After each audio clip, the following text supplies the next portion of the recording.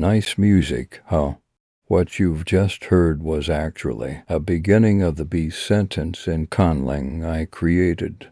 Hello, viewers, and especially you, Agma Schwa. Welcome to my channel. I'm Jadic, and here to present a musiclang I made, Mjuzlish. The goal of this language is to make a language that sounds feasibly good, but difficult and time-consuming when putting it in practice. And I may create music by simply translating some random sentences, which I'll never do in the future, both near and far again. Also, Mjuzlish cares more than just tones, so it should sound better than Sorisol as well. Right, phonology.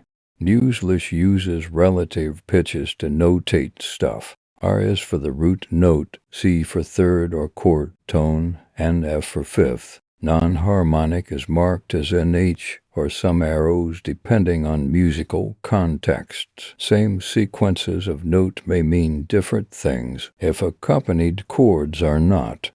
As for the phonemic links, all kinds of possible links are permitted in the music, though only some certain rhythms are used to represent the core meaning of the word. Just remember that we'll use crotchet to note one beat of a thing and others respectively. The number of chord in a bar also can carry some grammatical meaning. It delivers the mood of the music too. Not a grammatical one, though. What did you expect from music? Ha ha ha. Word can be distinct by differing the melody of the first beat within the bar. I call it micromotif. Okay, this might be hard to understand, so I quickly compose the short pieces of music, meaning he kicks a ball, and the ball is flying over the sky. Look at the yellow sections. One's on the dominant, and the other is on the tonic.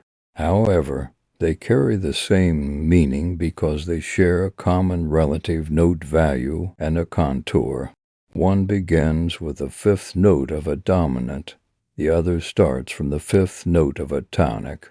The contour of the both micromotif is similar or the same. Both are nouns because only nouns can be subject and target, so they share the same meaning. However, this yellow section and the green section, on the other hand, doesn't mean the same, despite its identicality of the contour.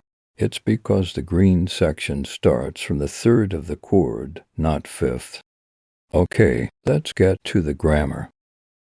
All sentences, or main clause I'd say, must be consisted of 8 bars of musical ideas. All the words that make sentences are positioned at the first beat and put subject on first, verb on fifth, and the target on seventh.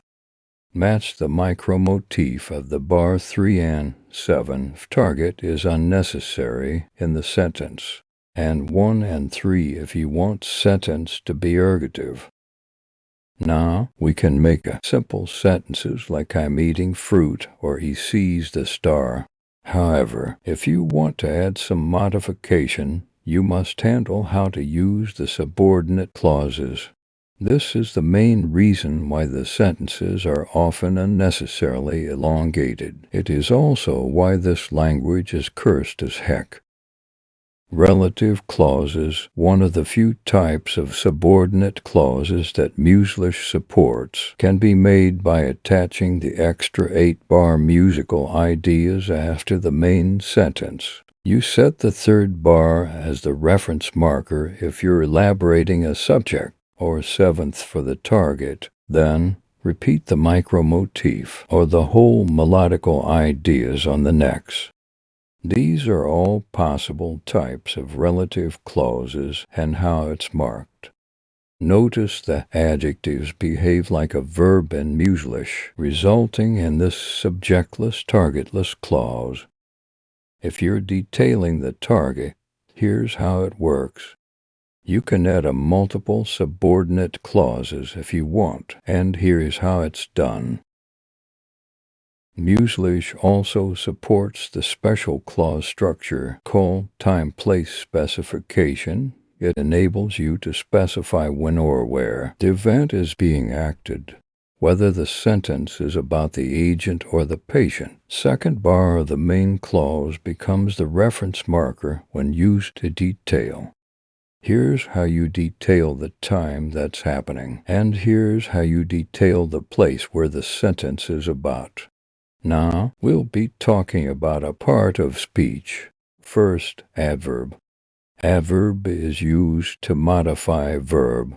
To use it, the bar after the verb bar becomes the reference marker, and repeat the micromotif, or the full melody, or its slight mutated variant of that reference marker again on the second bar of the next clause.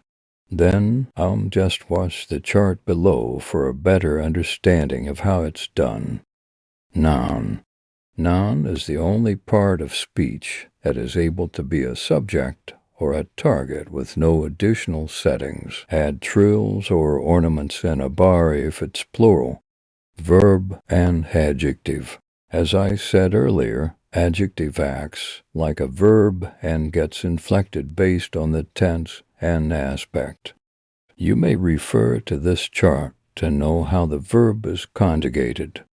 Following chart is how some of the aspecti and moody expression in English may be reconstructed in Mjuzlish.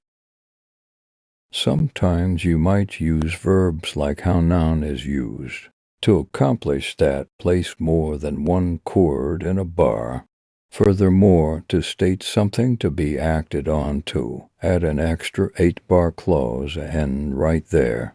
To tell that the verb is using its adjective meaning, include a tie within a bar. Tie that is continuing from the bar before the verb bar doesn't count. Mjuzlish lacks preposition, and since nouns and verbs only inflects depending on their plurality and tense, you have to find a way somehow to get away with this problem. Here I shall share a small list of alternatives and hope you get the gist of how to overcome this limitation that Mjuzlish has. Now you know how to create sentences properly, so you need to learn how to stack multiple of those to consist a paragraph, maybe a multiple of paragraphs. All the sentences in Mjuzlish must end in a tonic chord with a single root note of the scale. Both criteria must be met, but ending with a single tonic chord like this case is also accepted. You may add 4 extra bars if your sentence has yet to be ended with a tonic chord with a tonic note. It's a stylistic choice of composers to end the sentence in a cool way. As you declared a sentence's end, you need to add a midpoint section before starting a new sentence. Midpoint section is a 16-bar structure that connects sentences. It's also where the conjunction is assigned. Conjunction is marked at the ending beat of the 14th bar of the midpoint. Conjunction is specified to show how the sentence before the midpoint and after it relates to each other. If those has little to no connection, mark it as a null. Phew, that's it for all the grammar you need to know, and time for translation. These sentences from B-Movie are what Holy Agnes Schwa hath requested us to translate. It's consisted of 3 sentences with a fair level of simplicity, in English perspective at least. Well, it was never simple, and I felt it from the very beginning, since there are no phrases or words like according to, aviation, or be. It all had to be rephrased from scratch. Also, modifying any words requires extra 8 bars, and let it to be an unnecessarily elongated jarbled mess. Heck, even the simple negation like he's not seeing the rock has to be rephrased like the concept that says he is seeing a rock is false. Anyway, here's the roughly literal translation to make it fit the language structure, and here's how it shall be in music, and this is the final draft of the entire B-movie sentences. Now, here's the hardest part.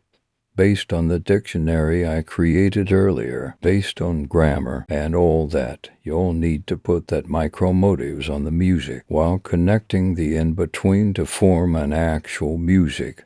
To be honest, due to this very harsh nature of this conlang I could only manage to finish the first part. Not to mention a number of attempts I had. It took around 5 consecutive days for me to come up with the proper music like the example you'd hear later, and it's almost 2 minutes and 41 seconds long. If I had somehow managed to finish the whole thing, it would have been 264 bars in total.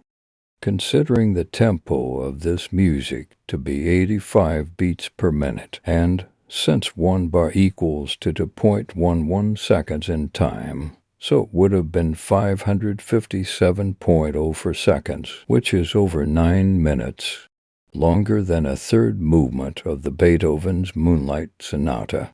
Therefore, here I'll end the video with the realization of the first sentence of the B-movie sentences with an explanation of what's going on screen.